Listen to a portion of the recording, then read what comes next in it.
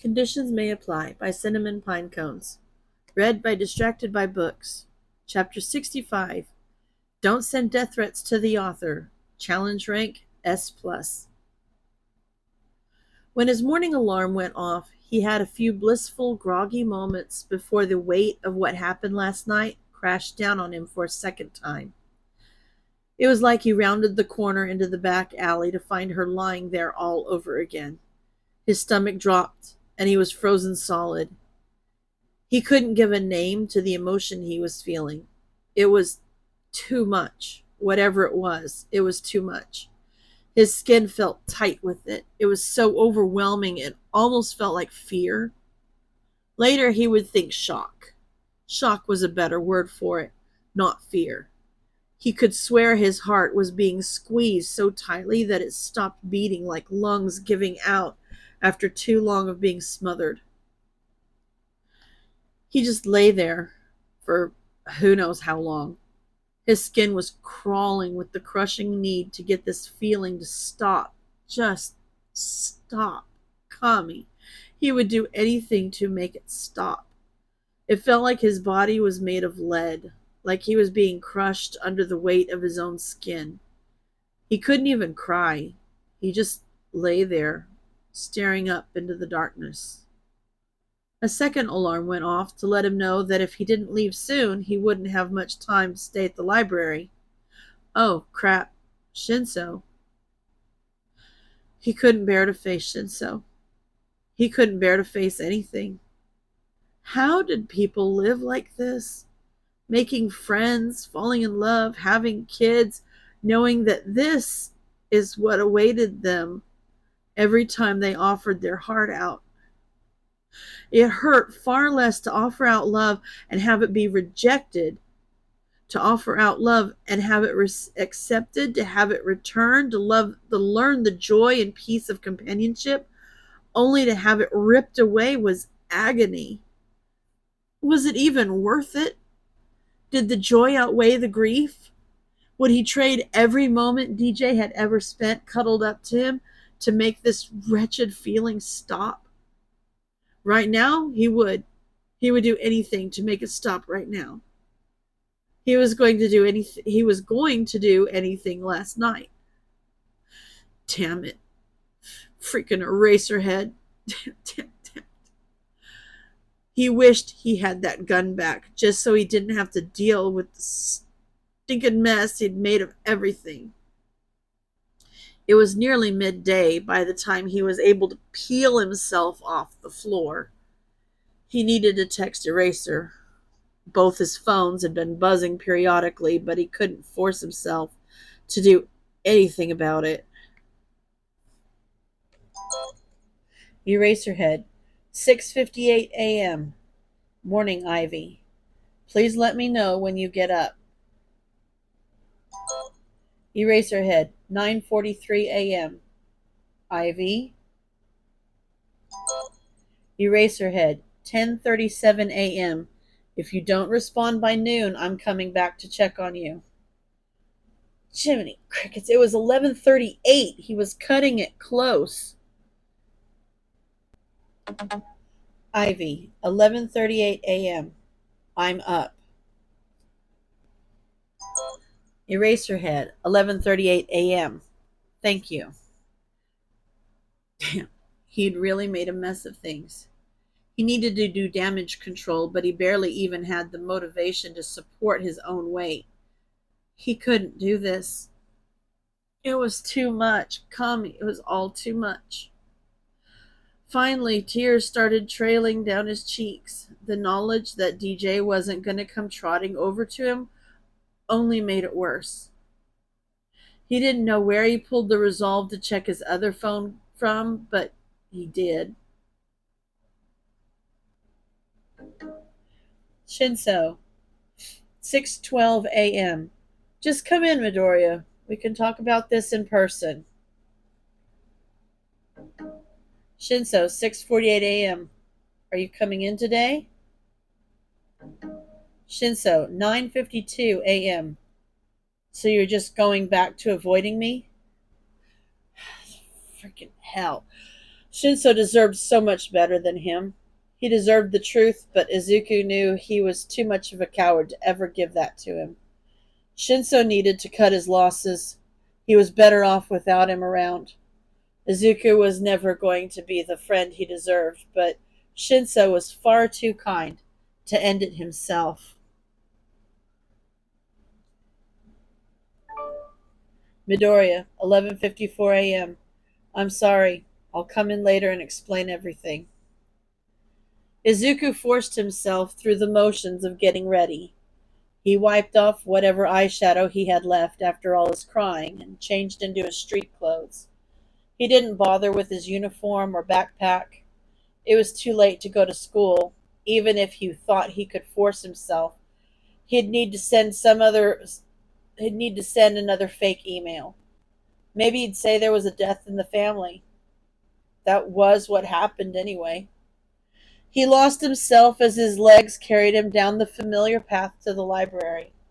It wasn't fair to bring his grief and anger to Shinso-san, so he shoved it down as best he could, but his mind kept drifting back to how he found her, back to who could have done this, and he was so damn angry. In hindsight, he realized they were probably looking for him. That realization almost sent him to his knees. They were after him. He went poking around in their business and messed up their plans too many times, and they were finally trying to take him out. DJ just got caught in the crossfire. She was probably just trying to scare them away, trying to protect their home. His limbs were shaking and he had to sit down on a bus stop bench to collect himself. He wanted to scream and cry at the injustice of it all, but it was his fault. Wasn't it? Kami, it was his fault. She would have been fine if he hadn't painted a target on himself with no regard for who else might get hurt. He never should have let himself get close to her. He should have left ages ago. He never should have let himself get close to anyone. Scraping up the last shreds of his resolve, he tamped down his grief and continued his trek to the library. It was busier than it was on weekends or in the mornings, but it was just as quiet. He made his way to a lone computer in the back and sent off the fake email to school excusing him for his absence before he went to go find Shinso. He was in his usual spot, and when Izuku walked in, he glanced up at him for a moment before looking back down at the desk. He looked angry, or maybe disappointed. Izuku couldn't tell.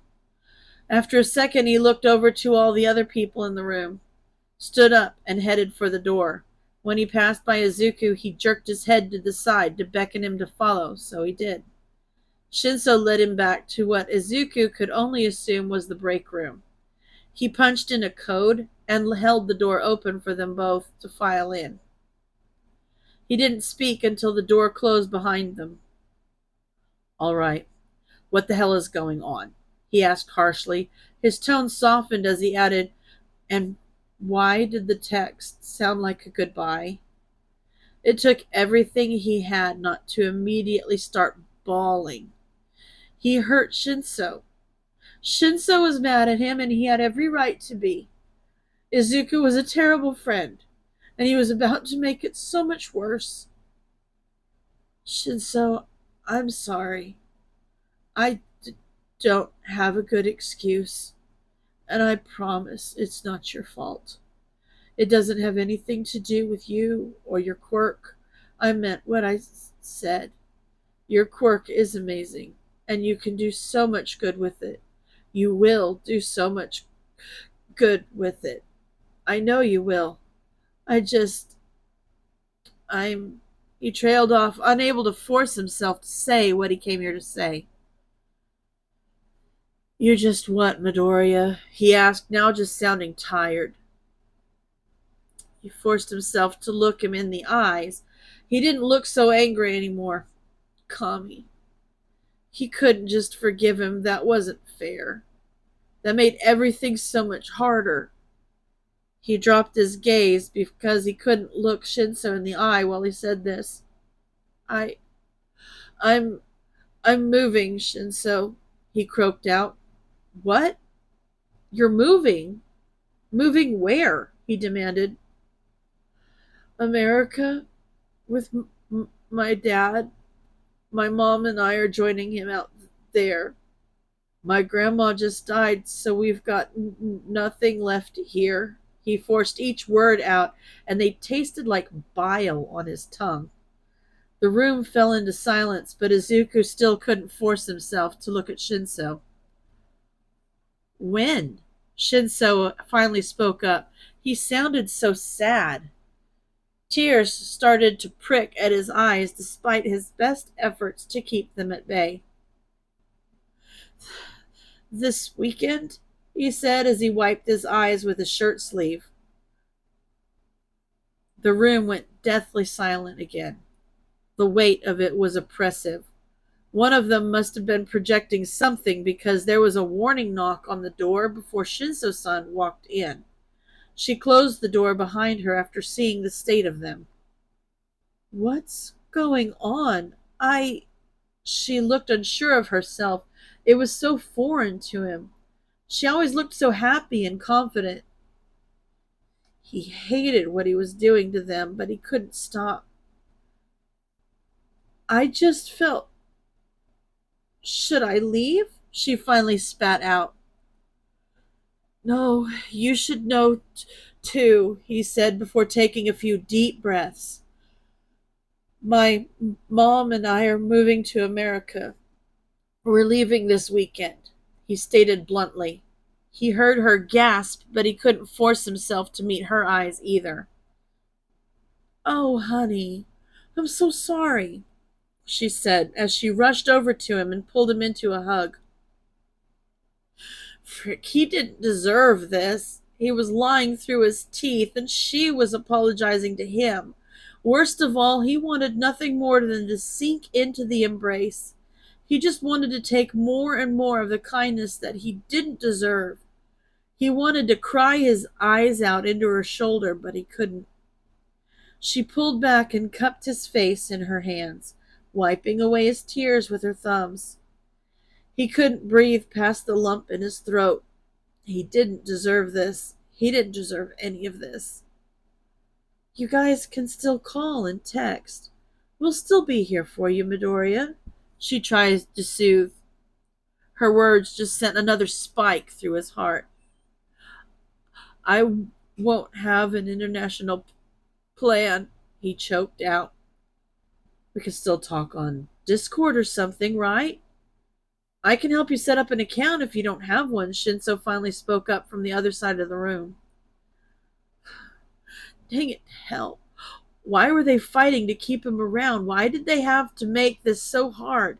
Why did they have to be so kind? I can try, but my parents are weird about my internet access. That's why I was always here in the first place, he lied.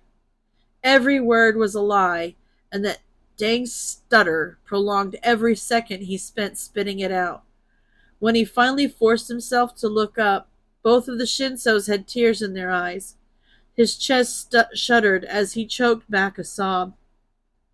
So this is goodbye?